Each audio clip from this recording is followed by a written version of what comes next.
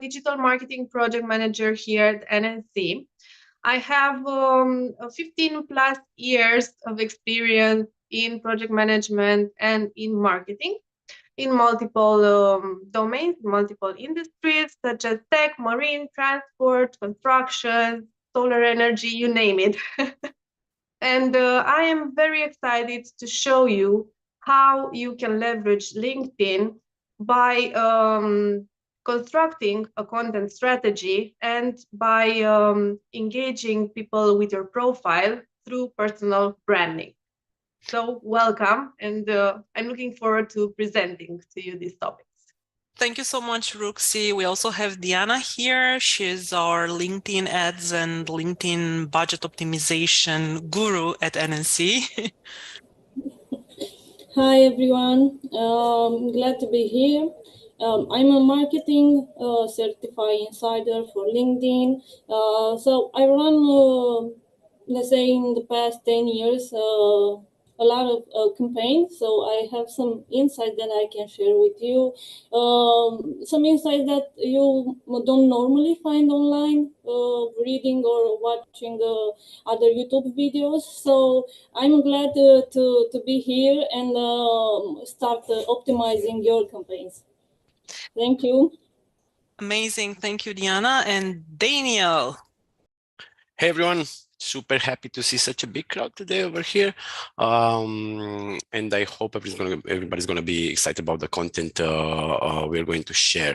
I've been with NNC for around 5-6 years right now, mainly doing business development. Happy to share what I do daily to build some relationships and good rapport with my potentially future customers. Okay, guys, thank you so much, Daniel. Thank you also. We got you covered on all fronts. Now, I'm going to put a little bit more context before I pass the mic to Ruxi to start with the first topic. Wanted to share some of the most interesting statistics about LinkedIn from this year. Some of you may know that they reached and surpassed 1 billion users as of June 2024, which is quite an increase from 930 million back in 2023.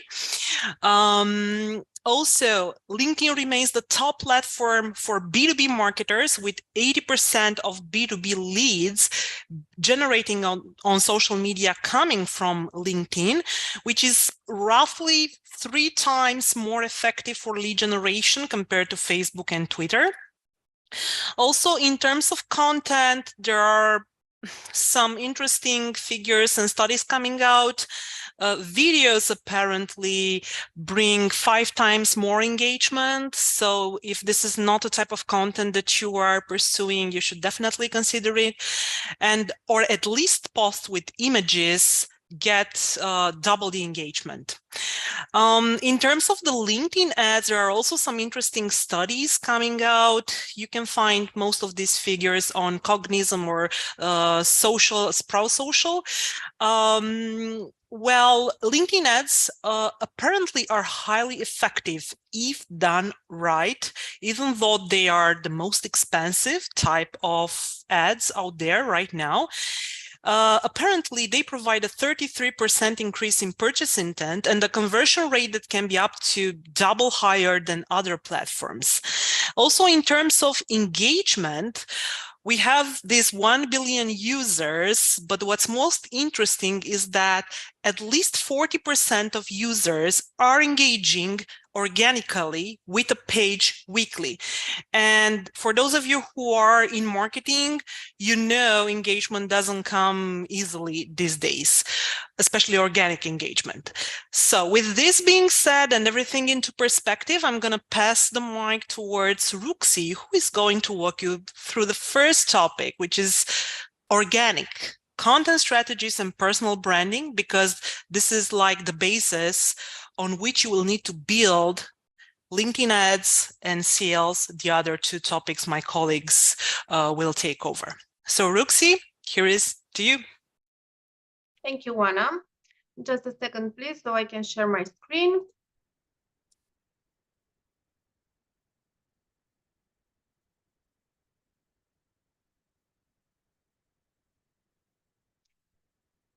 Okay.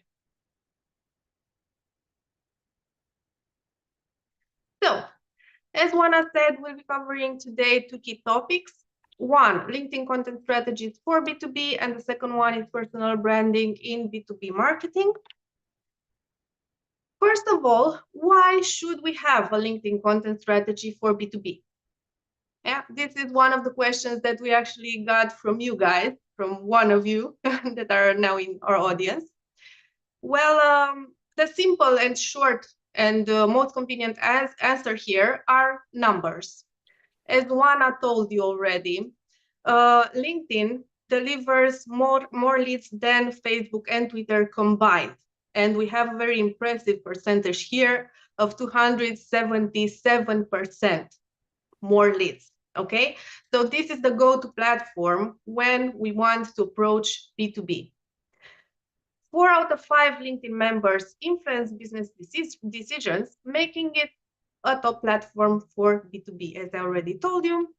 And if this didn't convince you yet, 93% of B2B marketers use LinkedIn for organic social marketing. Okay, this is very important because organic marketing is very hard to reach these days. Everyone wanted to pay something. I prepared here for you 7 steps for creating a LinkedIn content strategy for B2B. It's very important to keep in mind that this content strategy must be aligned with your business goals and resonate with your audience in order to drive engagement. So the first step is to define clear and actionable goals. This is pretty simple. You just have to ask yourself, okay, why am I making this content strategy?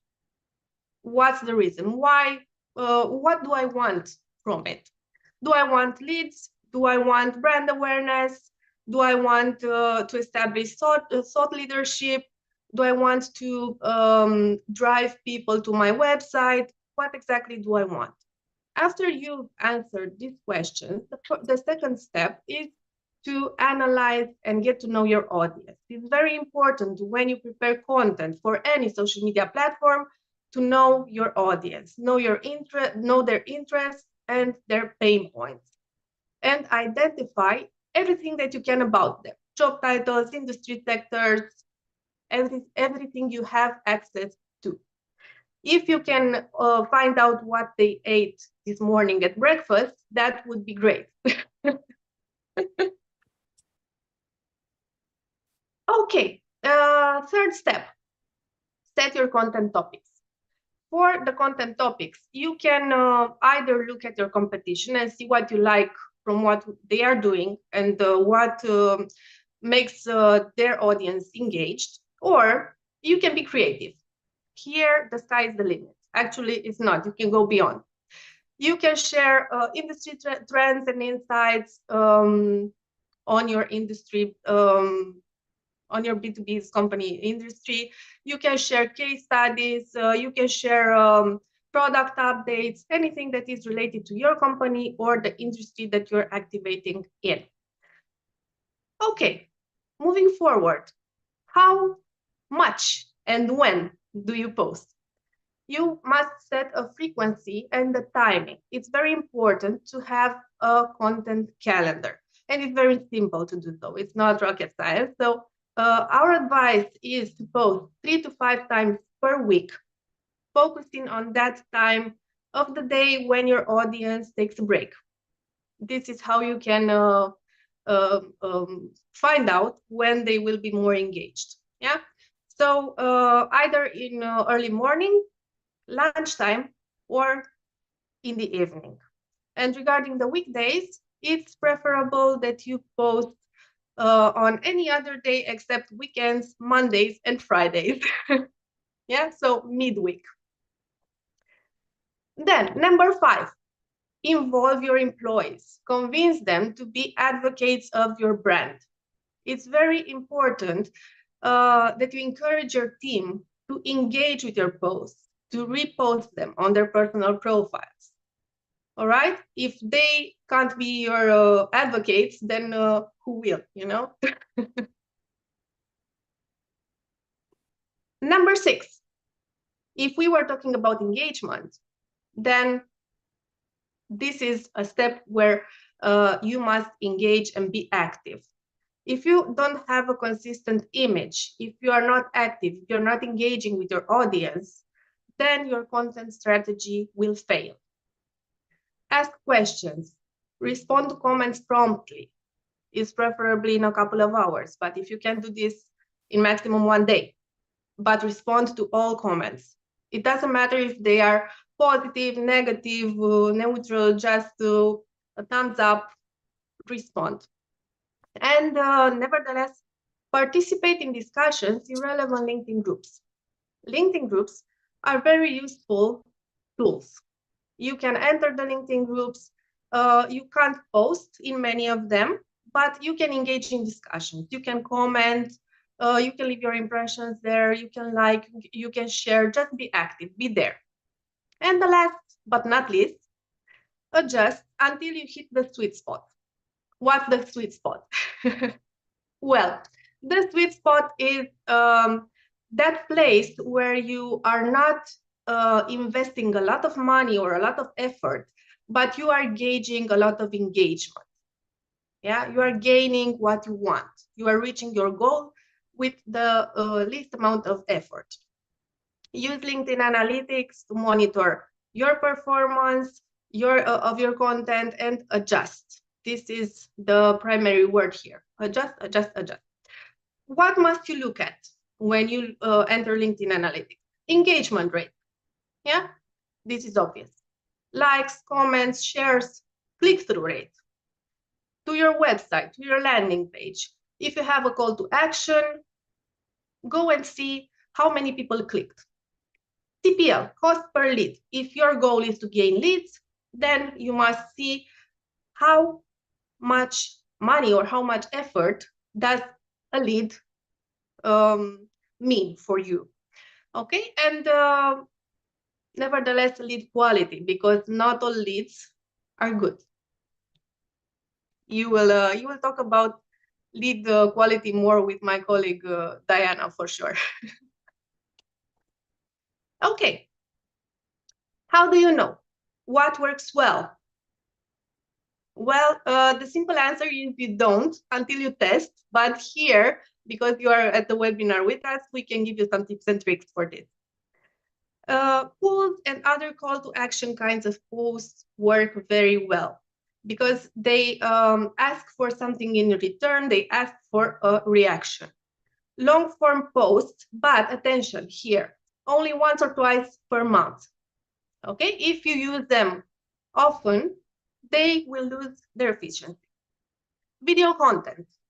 As Juana said, yes, there is a tendency now to switch LinkedIn more to video content. So don't be shy of sharing videos, either your videos or stock videos, any kind of videos. Just share video content.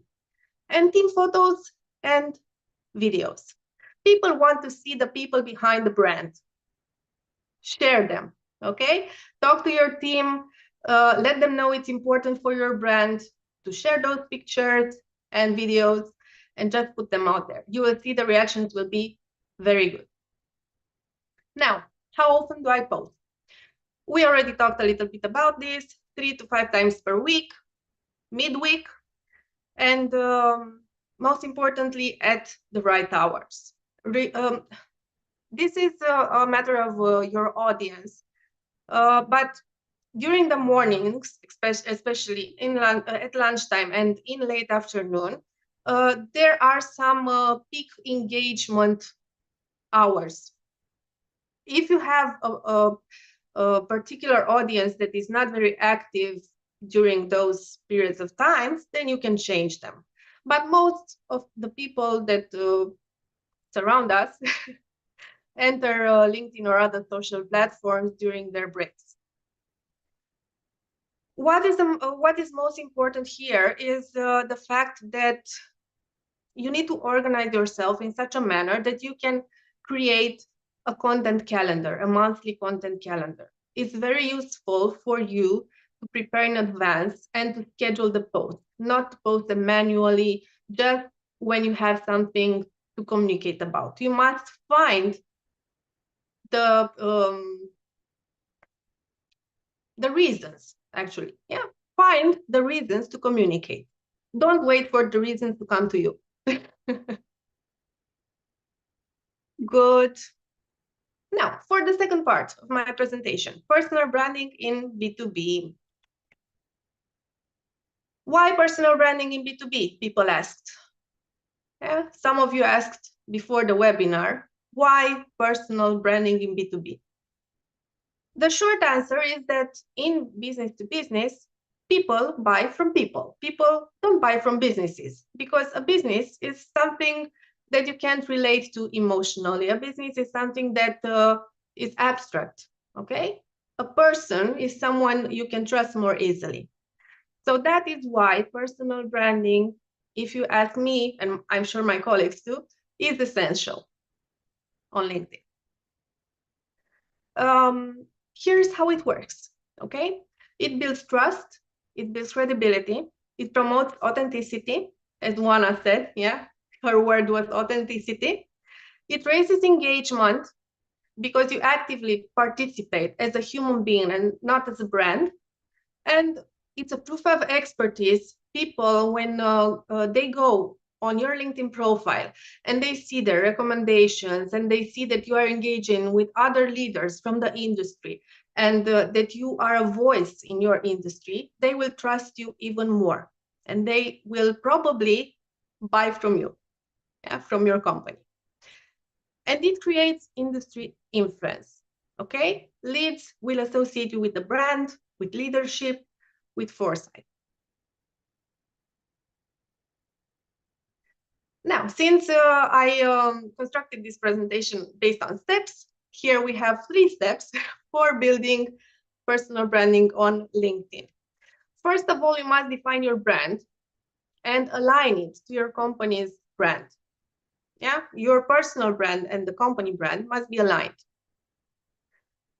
Then think about who you are and what you represent in the industry. Do you want to be a voice in your industry?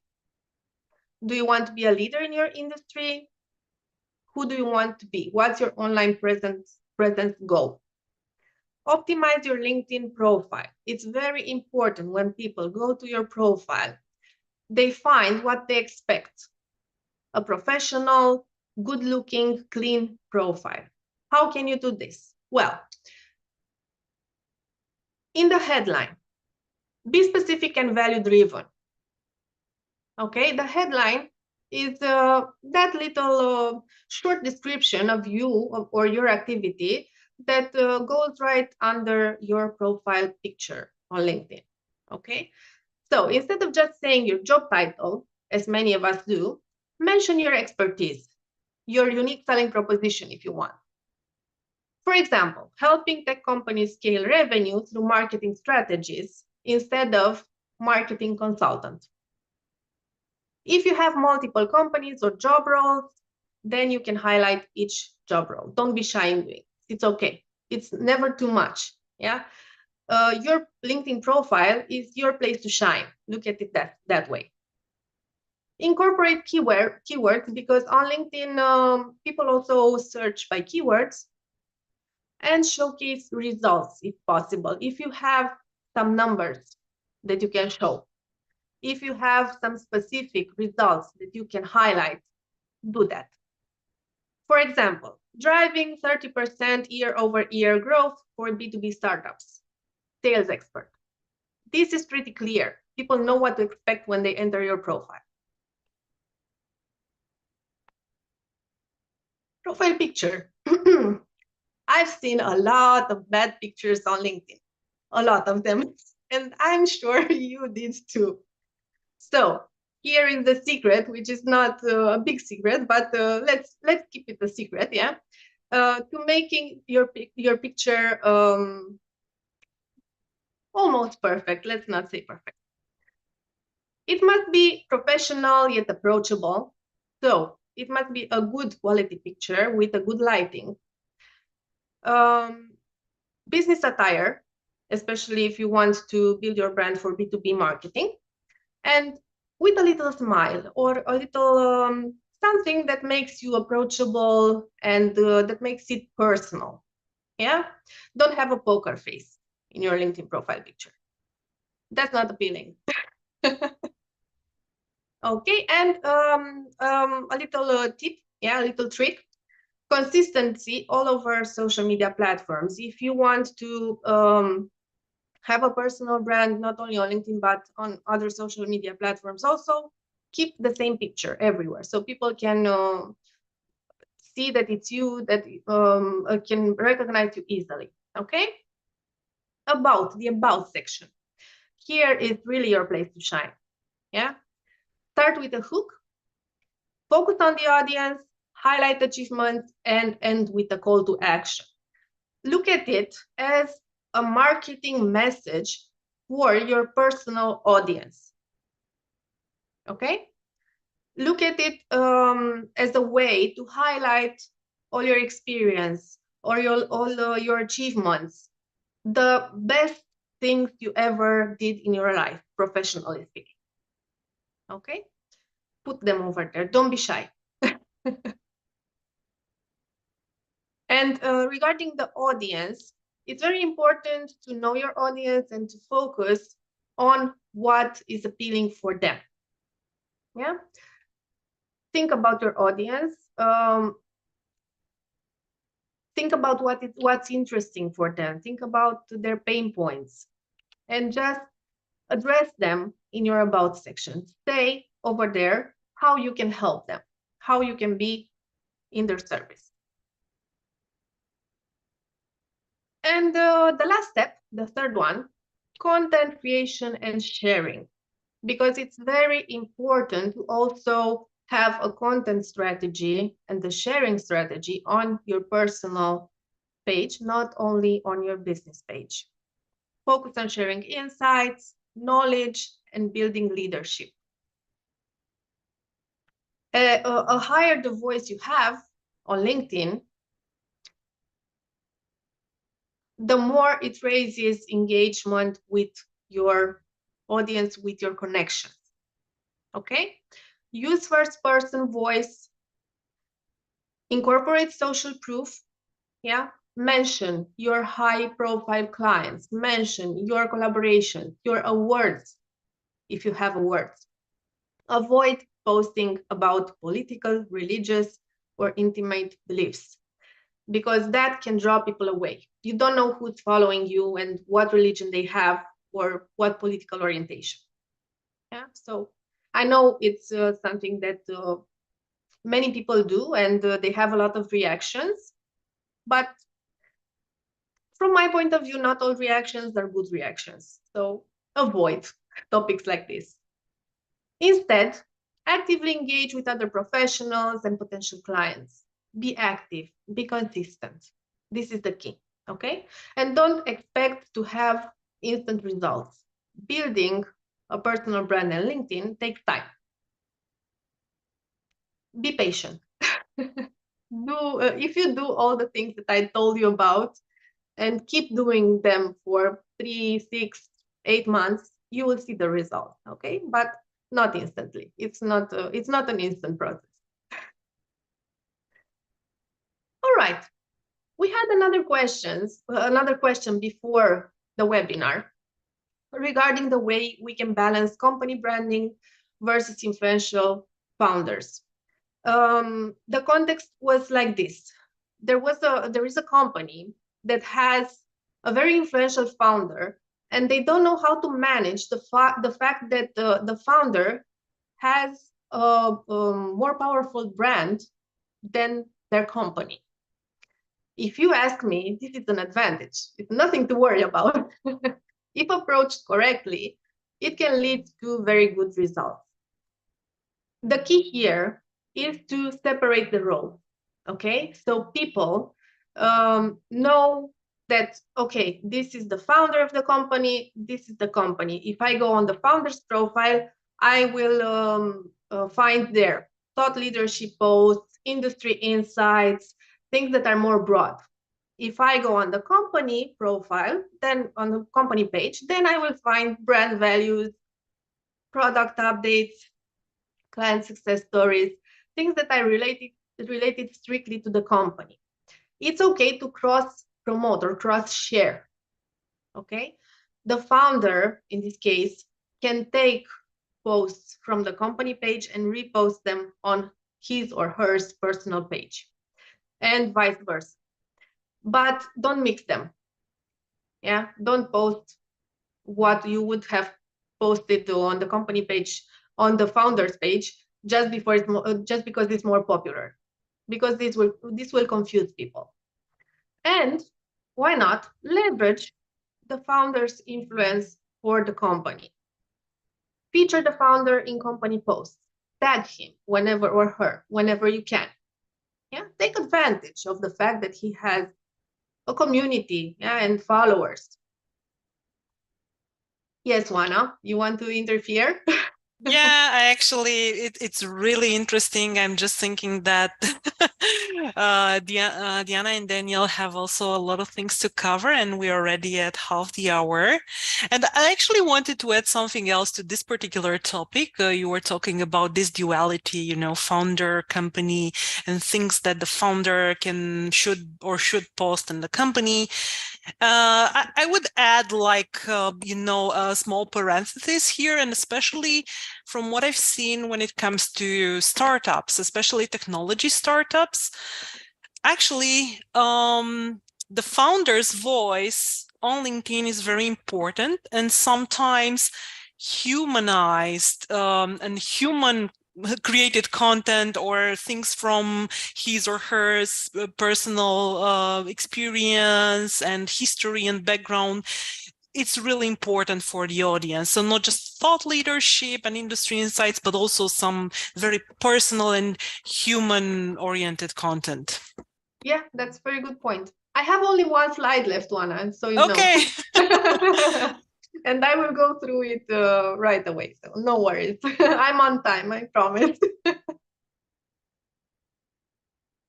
Okay, thanks for adding that information, Juana. Yes, of course, personal insights and personal posts are very important also in a founder's profile.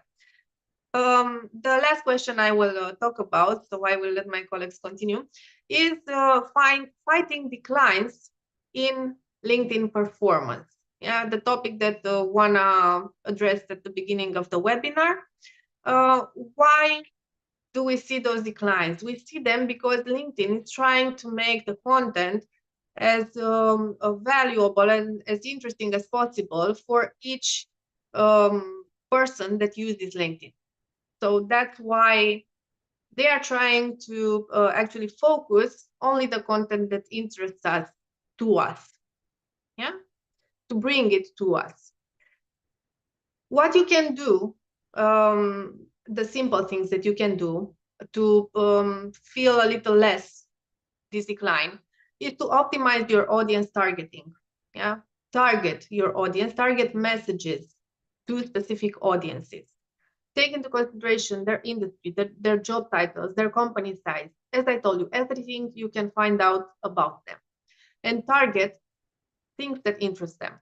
Focus on quality content, educational content, problem-solving content, something that gives the audience a plus, a value. Engagement-driven posts, yeah? Engage them, because if they are engaged, then LinkedIn sees that the post is relevant to them, and it will show more posts that you want to share. Experiment with videos, pulls and carousels, interactive posts, yeah, because this is the trend and we're going in that direction. And nonetheless, leverage paid ads smartly. And about paid ads, we have Diana, my colleague, that will share more of this topic. Basically, paid campaigns complement organic content. So, Yeah. Thank you. Thank you, Rux. You mentioned about the leaders and what they post on LinkedIn. you can promote the content from your leaders. So you can associate any employee you want from your company and promote their content with LinkedIn ads. So this is a feature that not many are using, but yeah, it can be really interesting to see results if your leader has a really good connection reach with your preferred audience. Okay, so let me share my screen. One moment.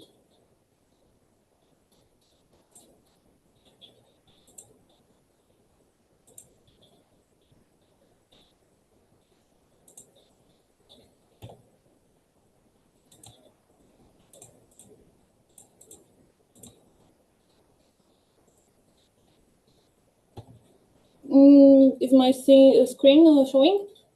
Yeah, perfect. Okay, great.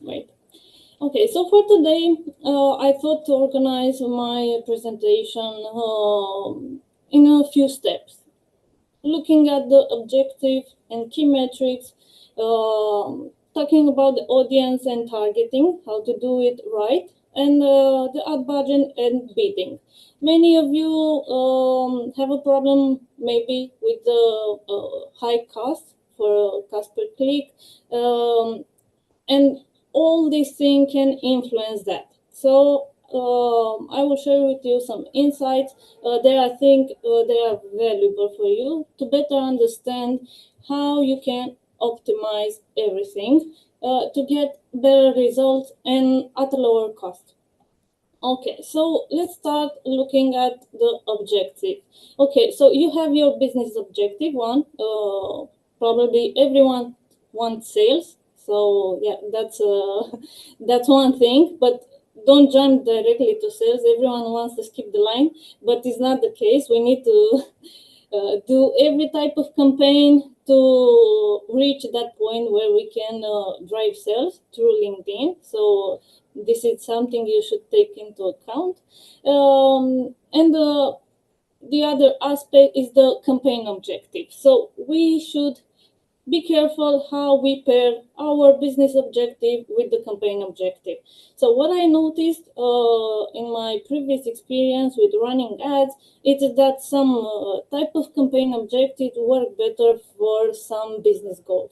So if you want to gather more followers to your LinkedIn page, you should definitely try engagement ads using carousels, single image ads.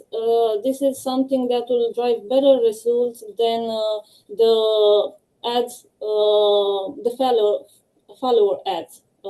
There's a specific type of campaign for followers that not really driving followers to your LinkedIn page, and the cost is really high. So you should try engagement ads, and you will see you will start gaining new followers through your paid campaigns. And in the same ad, you can promote some of your product services, and you have two wins in one ad. This is something you should definitely try, and maybe always have an engagement ad running to help also the other type of campaigns that are more for conversion as lead gen and website conversion campaigns. So what you should think about also is the way you are using your content. So if you want to gather more leads, you should definitely think at it as if you are building a community. So when someone is on LinkedIn, they are not going to LinkedIn, okay, I need a new software, let's go to LinkedIn and buy the new software, or maybe some ad will target me and I will click on that, and yeah, I will start testing that software. It's not really the way it works. You need to nurture your leads. So if someone downloads a piece of content, a white paper that solves the pain point that your audience has, then you know that that company, that person has that problem, and afterwards you should start interact. Your salespeople should start interacting in different ways with that person on other channels. So doing LinkedIn ads doesn't mean you should stop with LinkedIn ads. You should continue doing everything else that it's connected with the sales process. Also, when wanting to, let's say, do website conversions campaign, that you need to have everything connected. So keep in mind to have tracking on your website, connect the accounts with your LinkedIn page. If you have the possibility, connect it with your CRM and try to do everything automated and more easier. If you get a new lead afterwards in your CRM, try sending them other kinds of emails and content, and try to raise the score for that lead to be ready for a sales meeting afterwards. So this is a process, and you have to take into account when you start doing LinkedIn ads. Don't expect to have the click and the sale immediately. So as I mentioned, we were also going to look at key metrics. So I have here some images that I have from previous campaigns as just as examples for you to observe some patterns. So if you have, let's say, high click-through rate, and on your website you see people are not converting, that means something is maybe happening on the page where the people is not converting. So you need to take a look at your LinkedIn, at your website page or at your landing page. But if you also think that can be a problem, let's say, with your audience, or maybe with the type of content you are promoting, you should start looking at your demographics and see exactly, okay, am I reaching the right people? Or this type of content is only generating clicks, and the audience is not really the one I want. So you always need to optimize. Look at your click-through rate. Look if you have many clicks, how many of those clicks are clicks to the landing page. You can, I see many trying to go with memes, with funny content. Okay, you will generate engagement rate, you will generate many clicks, people will react to your campaign, but they will not generate clicks to your landing page. Okay, so that means you need to go back to your creatives, to your message, and really see, okay, what is happening. So in my first image here, my objective was to generate followers for the LinkedIn page.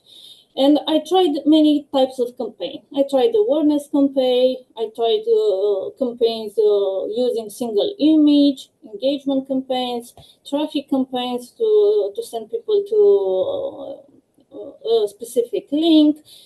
And what I noticed is that for me, the best type of campaign that worked was engagement campaign using carousel images. The click-through rate wasn't that high, but the number of followers were really good. I tried engagement campaigns with using documents.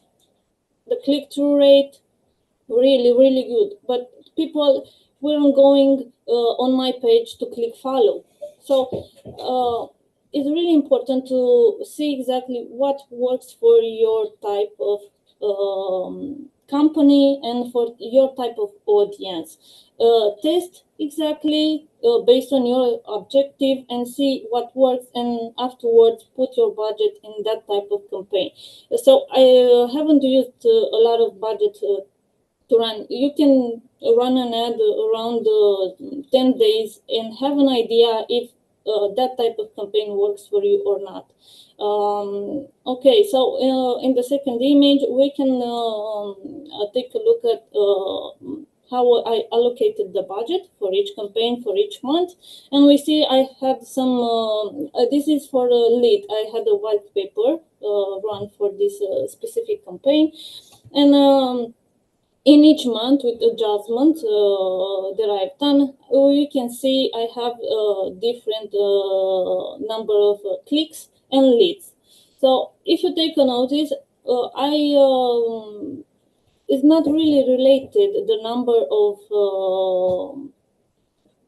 clicks with the number of leads generated.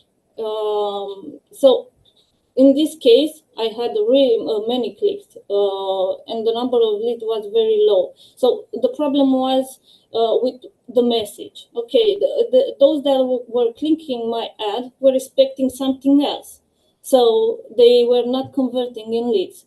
And this is how you can understand, okay, where you see that you have values that don't add up. You need to go back to your creative, to your audience, to your visuals, and see exactly, okay, something needs to be changed here.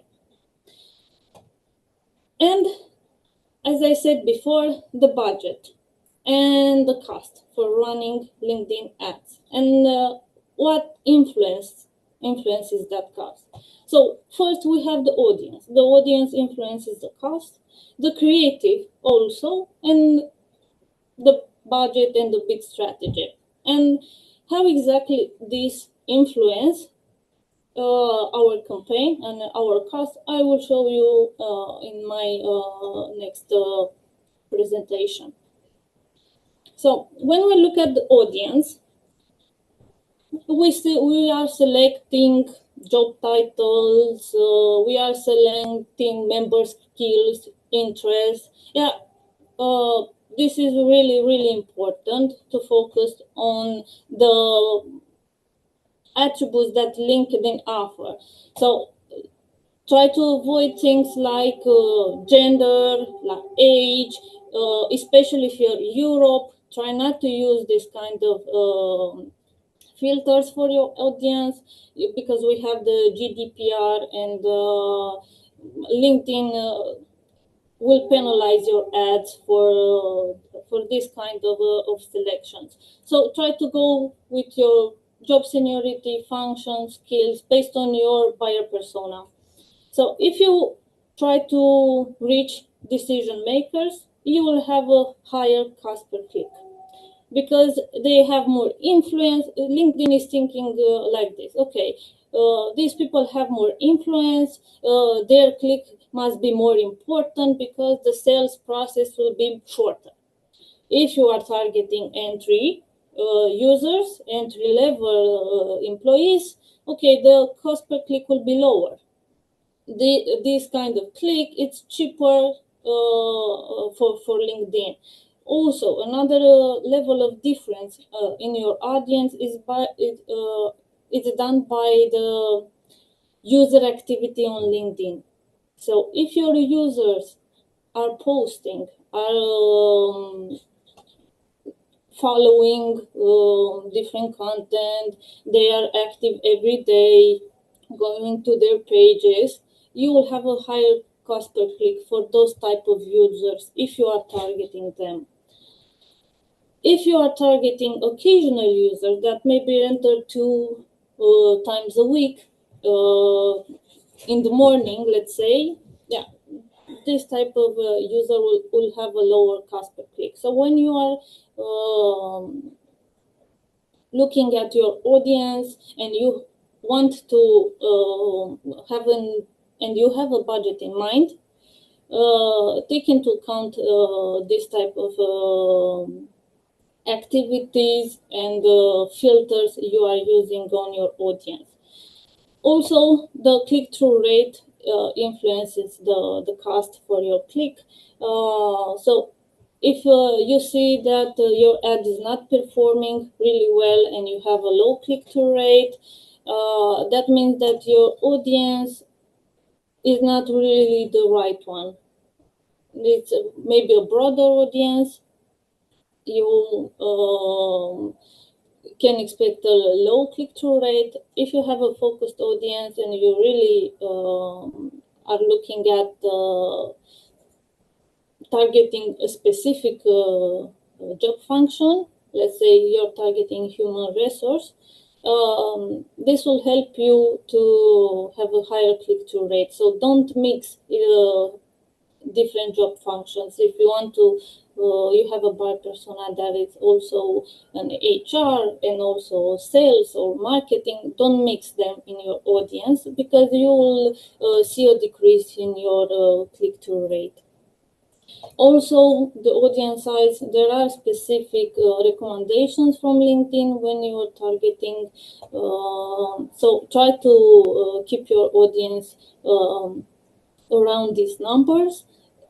If you go with a larger audience, you can adjust the budget. You will have to have a bigger budget for wider audiences. Also, because we're talking about audience, look into your demographics. So if you are connecting your website to your LinkedIn account, you will see that LinkedIn will start interacting and gather data about your website visitors, and take a look at these demographics. See exactly, okay, who is visiting my website, how they are interacting, and what kind of audiences I can build my ads on based on the matching audiences on your website. And also to make sure you're targeting the right people. Look into your demographics after you started your ad. After a few days, take a look and see, okay, do I need to exclude some of these audiences because this is not really the people I'm trying to reach. Okay, your creatives also. The number of creatives. LinkedIn is recommending you to have at least 5 creatives. This can influence also your cost per click. So what I recommend is having all times at least 5 creatives.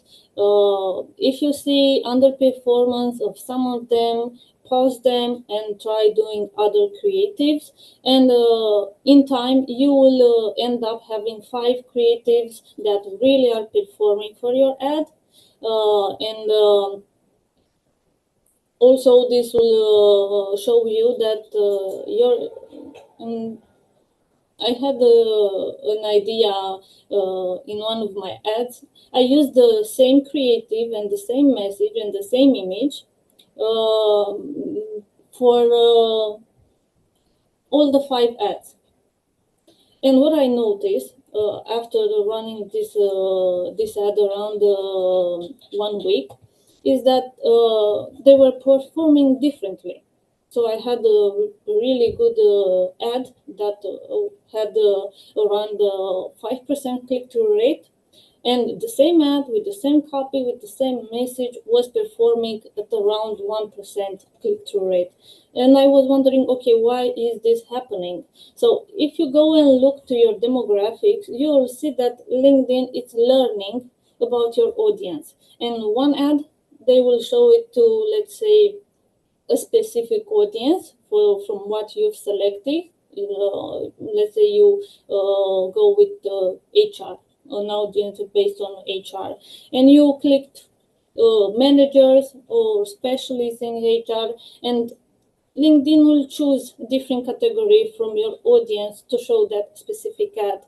And in time, you will see that they will learn, okay, this type of campaigns and this type of images is resonating better with this job title from your audience selection. So even if you don't have 5 different creative, use the same creative, put it out there on your ad, and in time, look at their demographics, look at how they are performing, and pause everything that is not working for you and not driving results, and keep only the working ones. And yeah, this is an ongoing optimization. You will need to be really taking a look at your campaigns, but this is how you can control the performance of your ad and better understand your audience.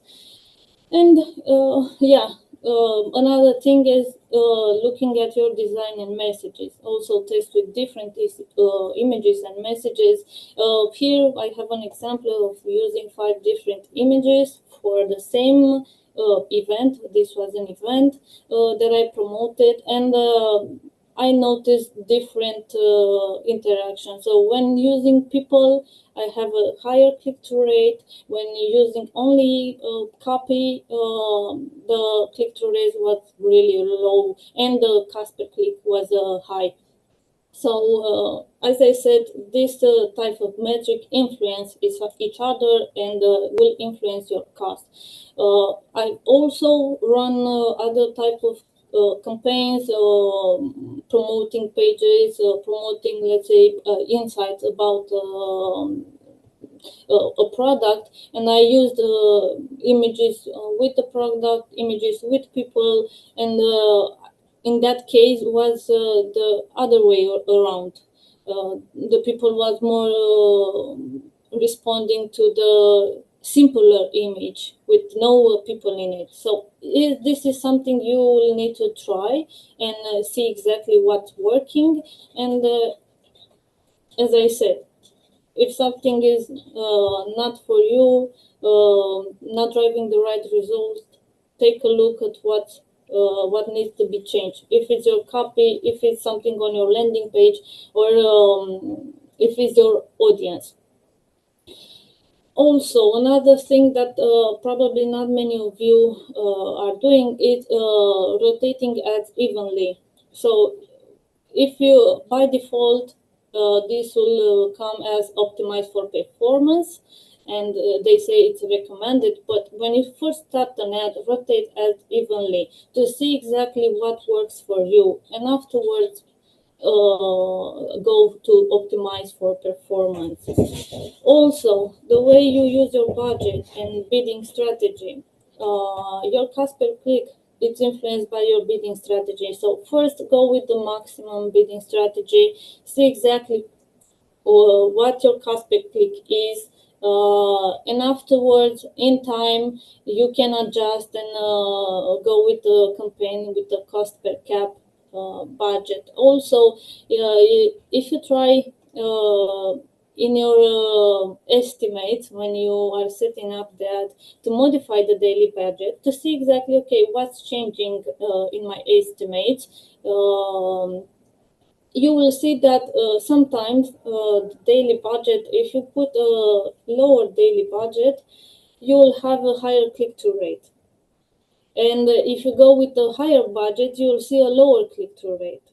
So this is something that's really odd, but you should really take your time and see what's your daily budget you should go for. I usually, this is also influenced by your audience size.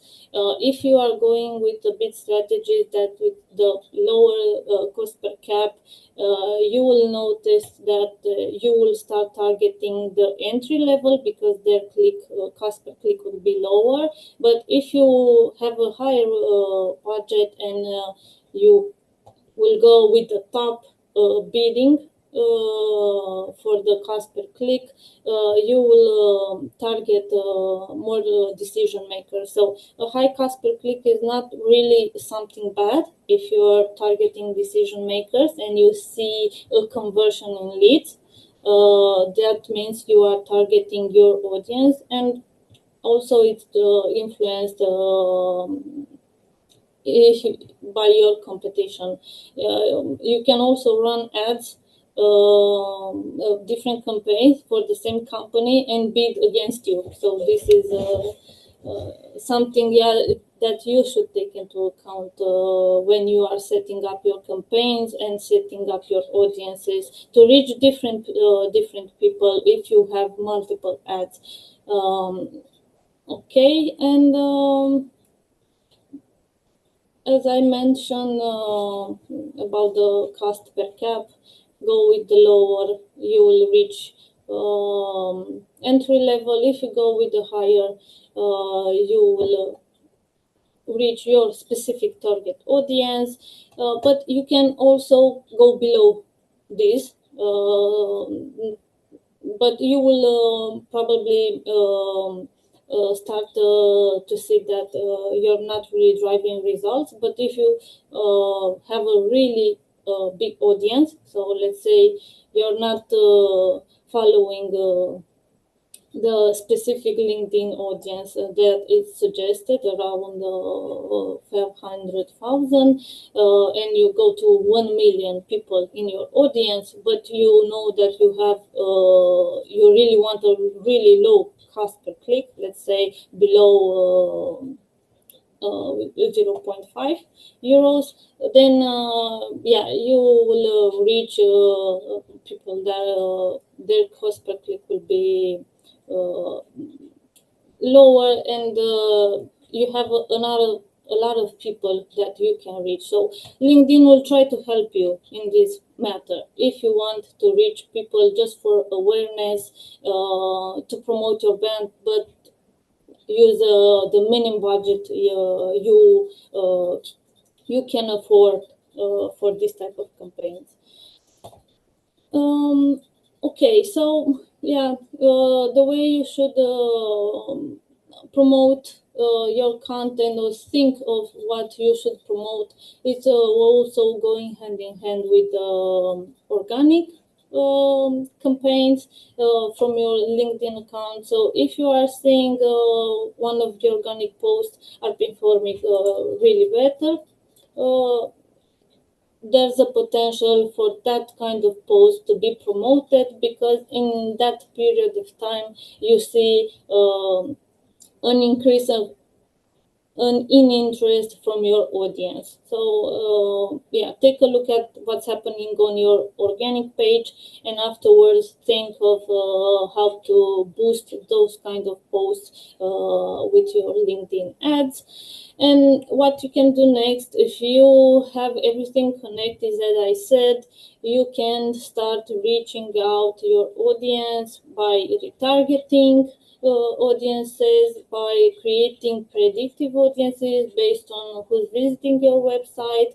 If you have a specific list of potential customers or current customers, and you want to match same audiences in LinkedIn, upload this kind of list to LinkedIn, and start the LinkedIn process learning to make everything more easier for the ad campaign delivery. And also, if you have your CRM connected, try to make every lead count in your CRM, and nurture that lead until it will become a sale. And yeah, about the part with the sales process, I think Daniel can bring more value in this area. But if you have any other questions, feel free to write in comments, and I will try to answer you. And also, I will leave my LinkedIn account in the comments if you will want to reach out. Thank you so much, Diana. I didn't want to interrupt you at all, although we are over the hour. And I know Daniel can be super, super effective, because everything you've shared, Diana, is really gold. You rarely get, this hands-on advice. Diana is managing many LinkedIn ads campaigns for our customers with small budgets, with large budgets. So she's your go-to person whenever you need any sort of advice. So thank you so much. Just to give like a little break, Diana, you've mentioned that creatives with people faces perform better, right? You've seen. Do you have any statistics about ads with cats? Because I know cats in posts do quite well. Yeah. So if you are trying to gather engagement, followers to your page, not related really to B2B, yeah, try to use cats, animals, funny memes. This will help your page gather more awareness and engagement, but will not be really focused on your main goal, and that's building an audience more focused on your business. But yeah, it never wrong to have some fun. And never stop being creative, right? So Yeah. I know our content team has been using cats for B2B quite successfully. So And extensively, yeah. and extensively. So thank you again so much, Diana. If you have any other questions for her, just put them in the chat window and we'll address them at the end. And don't disconnect. We have something at the end for you, a very special announcement to make. So Daniel, take it out. Thank you, Anna, and also happy to see everyone stayed with us until almost until the end. So I won't bore you with my experience. Mainly, like I told you, doing business development at tenancy services, always looking to make my prospecting and lead generation life easier, to automate things. But sometimes it's all about personal connection, and that you will not be able to automate so easy. Today, I'm going to talk to you about social selling, just because it integrates very well with what my colleagues have been talking about. Social selling is the process of using social media platforms like LinkedIn to interact with your target audience, to build some relationships that last, and to ultimately generate leads. Like Ruxi was saying, we're all in it for the leads, to be exact. So in contrast to this cold outreach that we occasionally do as well, social selling is about building this trust and credibility by sharing valuable content, engaging in conversations, in groups, being genuinely helpful to your prospects. And it's no longer about pushing sales, but providing solutions. So I have also some slides just for support, because I know everybody's asking for the presentation after each webinar. But more than that, I'm going to talk a little bit on the side, and especially be very fast about this talking, because I want to also show you how I do social selling as well, and how I interact with my prospects. Like my colleagues were mentioning, LinkedIn has right now over 1 billion users. So it's professionally oriented, and most of the users are decision makers, or if they're not, you can easily search the decision makers. And for lead generation, it's the perfect platform to position yourself, especially for B2B, or to create awareness and build your connection with the potential buyers. Like my colleagues were mentioning, and things that are to take in consideration whenever you're doing social selling, you want to have some pillars achieved. Okay, so you want to have your profile optimized. Now, right now they're offering even this verified profile badge. So you just use your national ID and you get a verified profile to increase the trust that these people have in you. You want to target your audience, so use these extensive filters that LinkedIn offers to pinpoint your ideal prospects based on industry, on job title, on location, on other keywords that you can easily put over there. And I have some questions from people from our audience, and I'm gonna address exactly this: the continuous search of the right people, and coming to them with the right message at the right time. and you want to have your content strategy, like Roxandra was saying, sharing valuable content regularly. I'm going to show you exactly what I'm sharing to my followers. And you also want this engagement, and this is where truly social selling begins. And you're engaging with your audience through likes, comments, personalized messages, and this is clearly something that is in a constant manner done. You want to have consistency is key over here, because it's not just a one and off activity.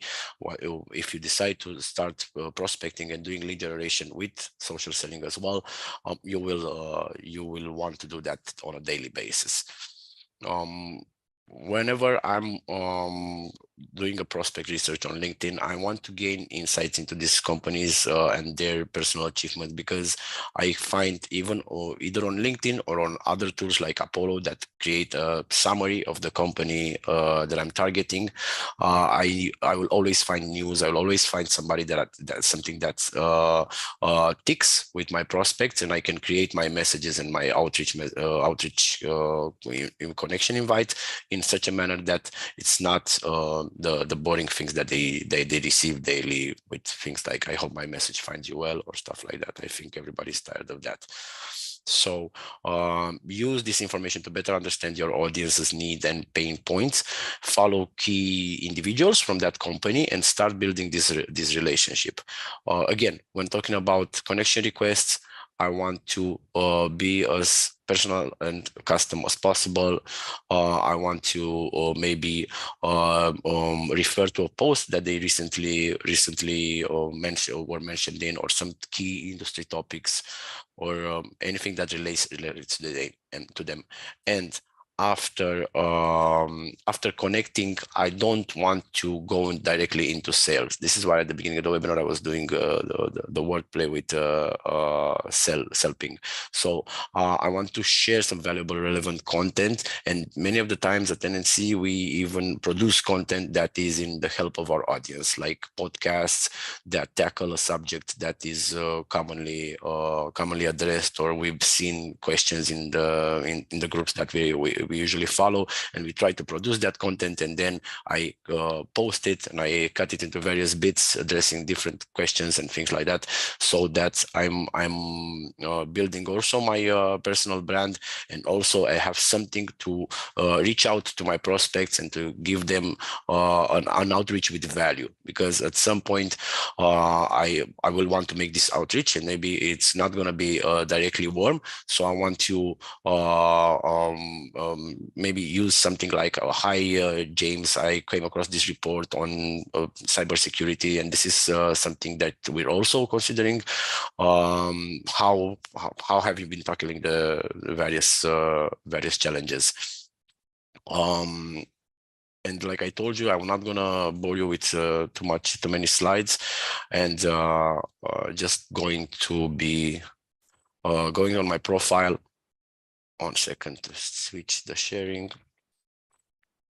and show you exactly what's happening on my profile. Okay.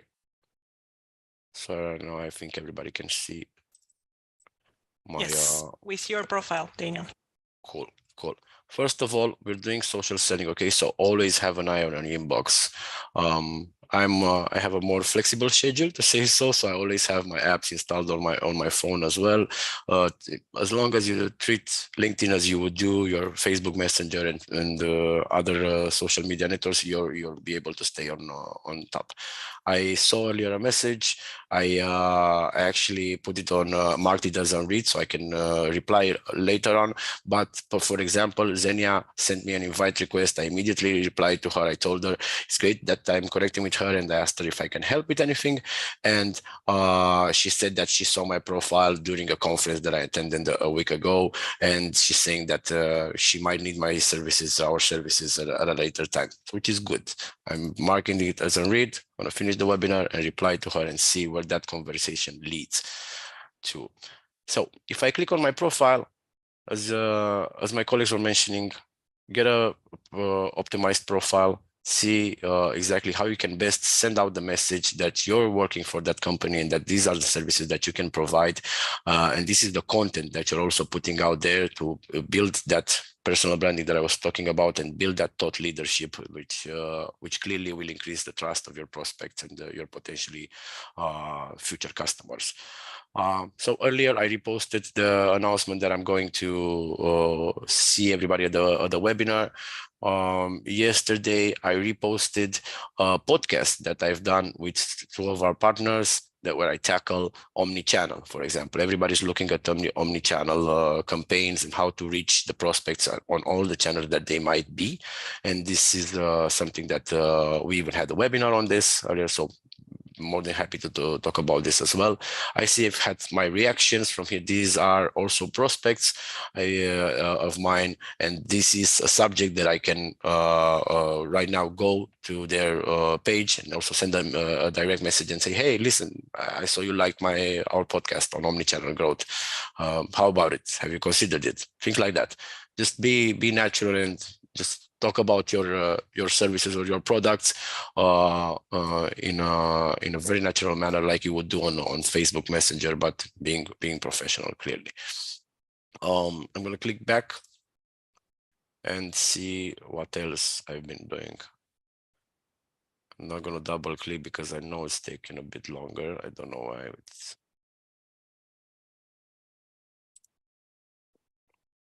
I wanted to show you a bit of my, oh, here we go. This is where I usually, where my computer freezes or something, or some major outage in some of our system. That usually happens when we have a webinar, but for now, I think I'm good. Just 1 second.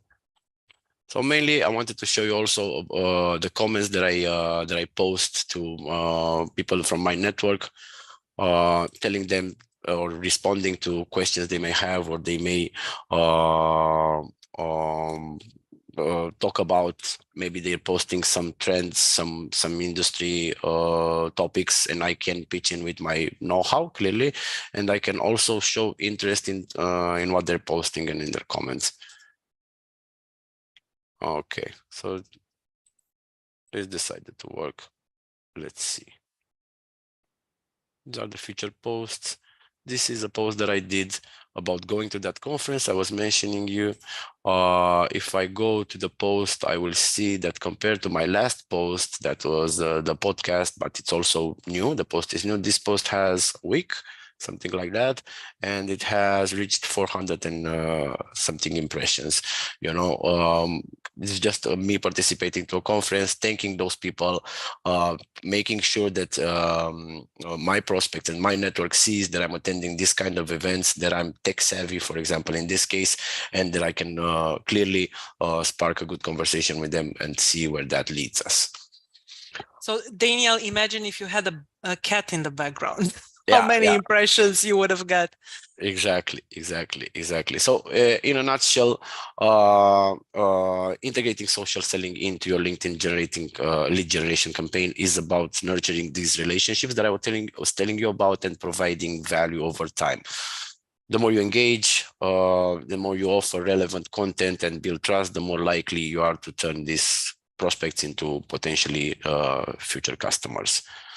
Quickly, I'm going to go through the questions that I received. Angelo Zanetti from another digital marketing agency is asking me, what are the best techniques once a connection has accepted your request? Clearly, personalized engagement. Send a personalized message that demonstrates your interest in their profile and their work. If you're prospecting that person, if you're just following for know-how, then there's another conversation over there. Again, share your relevant articles, some industry insights. Don't go to selling. Take it slow. Chris Arnold is asking me how to best reach hiring managers in the medical device industry. And that's a pretty good question. Clearly use LinkedIn's advanced search function to identify these hiring managers at the medical device companies. And you can use keywords like hiring managers, medical device, specific roles relevant to your company's services like talent acquisition or recruitment or engineering. Join relevant LinkedIn groups for these professionals. This is your niche, follow the niche. And also identify these relevant publications. Always look for, especially in this niche, you're going to have publications like I just did a Google search and I found Medical Device Plus, Diagnostic Industry, MedTech, Dive, things like that. Ayush Jain from Ergo is wanting to know how to pitch products to big box retailers like Costco, Walmart. This requires clearly a well-crafted strategy. We all know that going into big accounts requires time, consistency, and a good strategy. You need to be clear and concise. You want to have a visually appealing and easy to follow pitch deck. You want to do networking. You want to attend industry events where you know people from that company are going to be. You want to do even cold outreach in this manner, because maybe you won't be able to network so well or every time. So consider reaching out directly to these key decision makers at the retailer. However, be prepared for a rejection rate, and patience is key, like I told you at the beginning. Also understand your process. This is a lengthy and a complex process, and maintain persistence. Stay persistent and continue to follow up. This is in a nutshell what I can tell you, but happy to jump on a call and discuss a wider strategy for this. Sure, Daniel. I'll connect with you and we can get a note also quickly. Amazing. I'm happy to have you here, man. Thank you so much. Thank you, guys. Thank you so much, Daniel. And by the way, if you want to hear more about sales on LinkedIn and in general sales trends and growth trends for 2025, actually that's the topic for our next webinar coming up. We're going to share in a minute the link to that, and you're also going to get it by email. But I would like to take the time before everybody disconnects to share with you what I was telling at the beginning, and also because I saw a couple of you mentioned on chat that based on everything my colleagues presented here, they need to hire a full-time person or even more. So we kind of have a solution for you. So everybody, right now, I'm gonna put a link in the chat. And be gentle, because it's just fresh from the oven. It was developed in a couple of days by our developers for this particular webinar, and I'm actually going to share my screen with it. So we are launching some new social media packages, which are dedicated especially for companies struggling to juggle with all these. And I must say, I believe this is one of the most competitive offers on the market. In this sort of package, you get not just LinkedIn, so you get mandatory LinkedIn, but also another social media platform. So you get 2 social media platforms for this very nice price.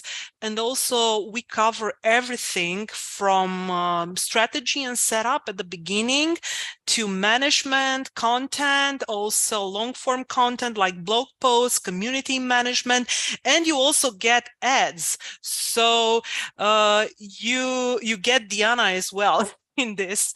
And also another very important thing for all of you here, all the participants today, you get an extra 15% discount if you contact us in the next 24 hours, maybe just to learn more about what we are trying to put up there to help you.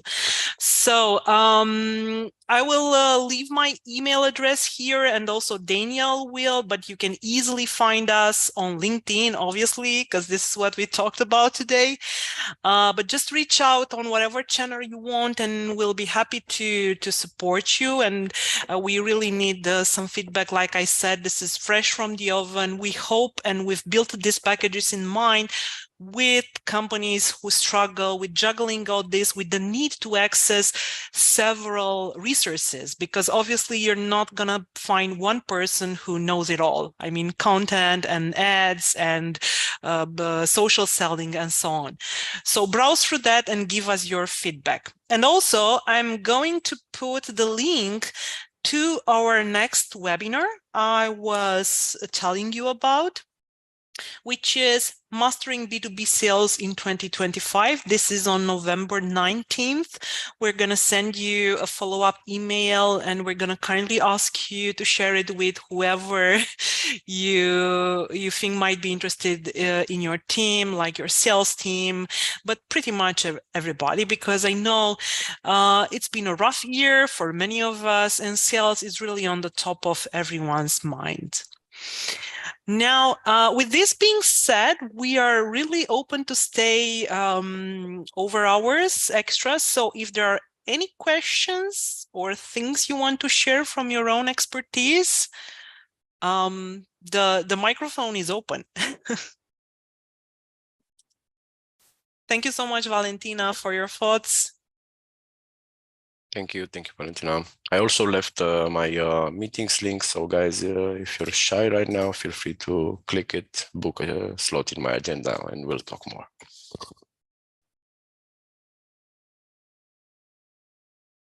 So feel free if you have any question. Okay.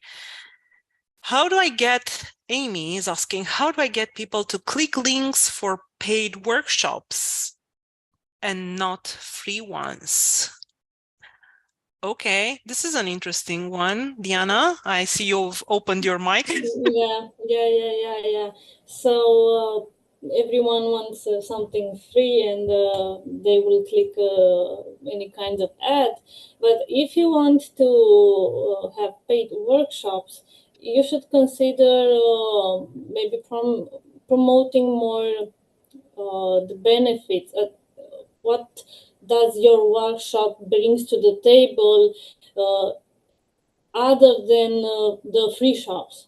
Okay, so maybe you can leverage some people that are participating to your workshop. So in this case, you should really bring in front the knowledge, the people, the benefits, and what are your differentiators. Because it's clear you have the free workshops and also the paid workshops, but your audience needs to understand what they are gaining by participating to your paid workshop.